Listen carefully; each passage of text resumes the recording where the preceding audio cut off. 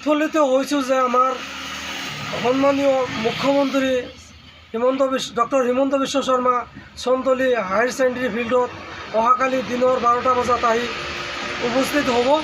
আমি চন্তলিবাসী ৰাইজে গৌৰৱান্বিত অনুভৱ কৰিছোঁ আৰু উৎফুল্লিত হৈছোঁ। এই হিমন্ত বিশ্ব শৰ্মা সন্তলিত পদাৰ্পণ কৰাৰ বাবে তেওঁক আমি সন্তলিবাসীৰ হৈ ধন্যবাদ জ্ঞাপন কৰিছোঁ।